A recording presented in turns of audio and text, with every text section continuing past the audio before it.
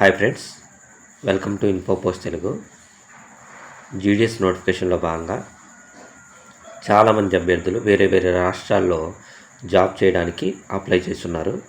వారు ఆ రాష్ట్రాల్లో ఏ విధంగా ఉన్నదో తెలియక చాలామంది అయితే ఇబ్బంది పడుతున్నారు. చాలామంది నన్ను అడిగిన క్వశ్చన్ ఏంటంటే, అన్ని రాష్ట్రాల వాళ్ళకి ఒక గ్రూప్ అనేది క్రియేట్ చేయండి. అంటే వేరు వేరు రాష్ట్రాలకి, ఇప్పుడు ఆంధ్ర ఉంటే ఆంధ్ర వాళ్ళంతా ఒక గ్రూపు, తెలంగాణ ఉంటే తెలంగాణ అంతా గ్రూపు, జార్ఖండ్, మధ్యప్రదేశ్, ఇలా ఒక్కొక్క రాష్ట్రానికి ఒక గ్రూప్ పెట్టండి, మాకు చాలా హెల్ప్ అవుతుంది, అక్కడ పరిస్థితులు మేము తెలుసుకుంటామని చాలామంది అడుగుతున్నారండి. వీరి రిక్వెస్ట్ పరిగణలో తీసుకొని అందరికీ నేను కూడా ఒక విషయం చెప్పాలనుకుంటున్నాను.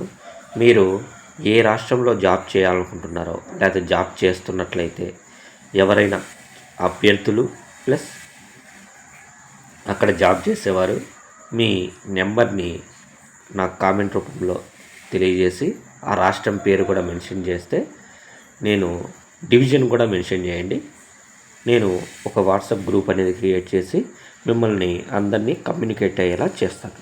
ఓకేనా? ఇది మీకు హెల్ప్ ఉంటుంది. ఫర్దర్గా అందరూ ఏదైనా సమస్య మీద పోరాడడానికి కూడా అవకాశం ఉంటుంది. కాబట్టి దయచేసి మీ పేరు, మీ ఫోన్ నెంబరు, మీరు ఏ డివిజన్లో పనిచేస్తున్నారు, ఆ డివిజన్ పేరు, మీ రాష్ట్రము, ఇవన్నీ మెన్షన్ చేసి పెట్టండి. నేను వెంటనే గ్రూప్ క్రియేట్ చేసి మీ నెంబర్ని అక్కడ డిలీట్ చేస్తాను. మీకు ఎటువంటి భయం లేదు. మీ నెంబరు ఎవ్వరు చూడకుండా ఎప్పటికప్పుడు నేను డిలీట్ చేస్తాను. ఓకేనా? ప్రతి ఒక్కరూ మీకు హెల్ప్ ఉంటుంది, ఫర్దర్గా వచ్చేవారికి కూడా హెల్ప్ ఉంటుంది. కాబట్టి ఖచ్చితంగా మీ నెంబరు, మీ పేరు, డివిజన్ పేరు, మీ రాష్ట్రము మెన్షన్ చేస్తే నేను గ్రూప్ క్రియేట్ చేసి మీ నెంబర్ని అనేది గోప్యంగా ఉంచుతాను. ఓకేనా?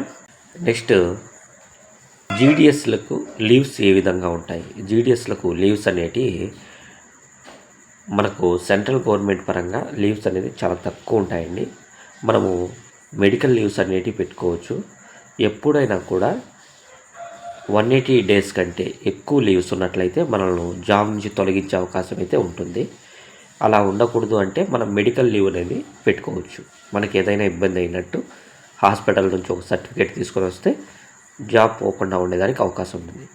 అది కాకుండా మామూలు లీవ్స్ అయితే మనకు ఇయర్లీ ఒక 12 లీవ్స్ ఏమో ఉంటాయి, 12-13 లీవ్స్ ఉంటాయి, అంతకంటే ఎక్కువ ఉండవు. మనకు సెంట్రల్ గవర్నమెంట్ పరంగా చాలా తక్కువ లీవ్స్ అయితే ఉంటాయి. మెడికల్ లీవ్ తీసుకొని మనము ఒక లాంగ్ లీవ్ అనేది తీసుకోవచ్చు. ఇంకా అంతగా తప్పించి లీవ్స్ అనేది మన జీడిఎస్లో చాలా తక్కువగా ఉంటాయి. ఓకేనా? నెక్స్ట్, జీడిఎస్లకు అకామిడేషన్ ఉంటుందా? జీడిఎస్లకు అనేది అకామిడేషన్ అయితే ఉండదండి. ప్రభుత్వం అయితే అరేంజ్ చేయదు.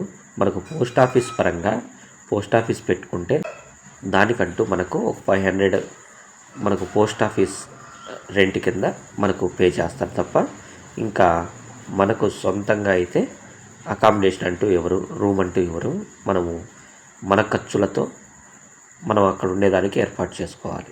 ఓకేనా? నెక్స్ట్, జీడిఎస్ పర్మనెంట్ జాబా లేదా టెంపరీ జాబా? ప్రస్తుతానికి జీడిఎస్ అనేది టెంపరీ అనండి.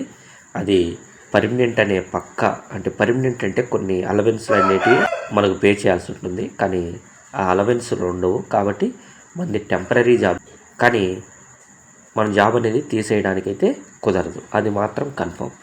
పర్మనెంట్ కాదు, కానీ తీసేయడానికైతే వీల్లేదు. కాబట్టి మనకు పర్మనెంట్ అనే ముద్ర వేస్తే చాలా అలవెన్స్లు, చాలా జీతభత్యాలు ఇవ్వాల్సి వస్తుంది. కాబట్టి వారు ఇంకా పర్మనెంట్ అనే ధోరణిలోకి తీసుకోవట్లేదు. కానీ మనది తీసేసే అవకాశం అయితే అస్సలు లేదు. ఈ జాబ్ను కూడా ఫ్యూచర్లో బ్యాంకింగ్ సెక్టార్ చేసి మన జాబ్స్ని పర్మనెంట్ చేసే అవకాశాలు అయితే ఎక్కువగా ఉన్నాయి. అది దాదాపు ఒక 2-3 ఇయర్స్లో కన్ఫర్మ్ అయిపోతుంది. ఓకేనా?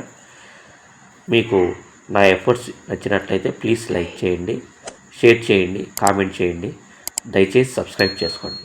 Thank you.